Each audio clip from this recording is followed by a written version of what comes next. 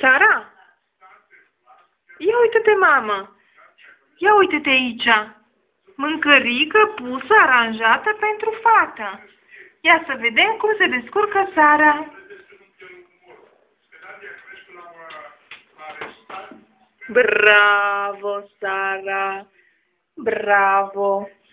Așa se câștigă mâncarea, măi, se muncește pentru ea. Sara, se muncește pentru mâncare, mama. Ia să vedem.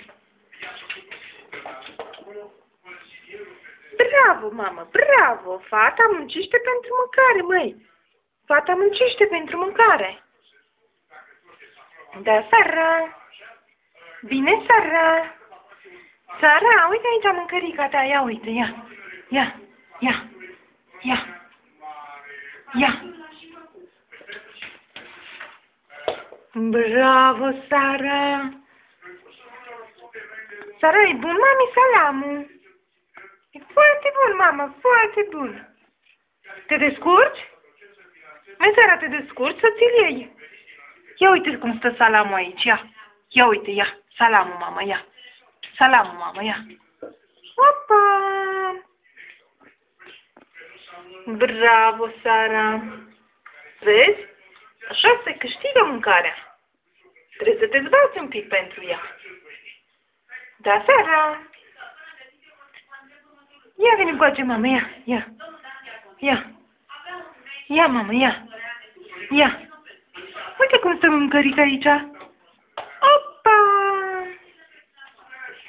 Mai sărucă, măi. E bună, mama? Sara, e bună? E foarte bună, mama, foarte bună. Da. Mami, eu mi-iau bucățele de salam de aici. Bravo! Bravo, Sara!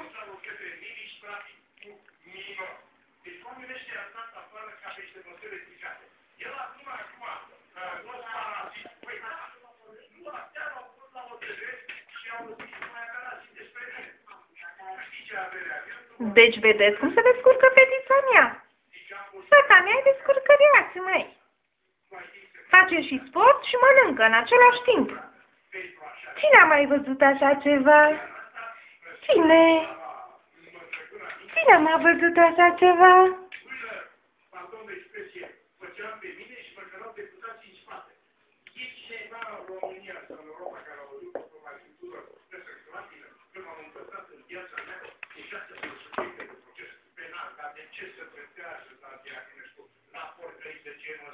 Pentru că l-am developat. Am arătat întregii sărmani că acest partid al poporului DSD este păcător. Se descurcă fata mea, foarte bine se descurcă, bravo! Bravo, Sara, bravo! Fata mea!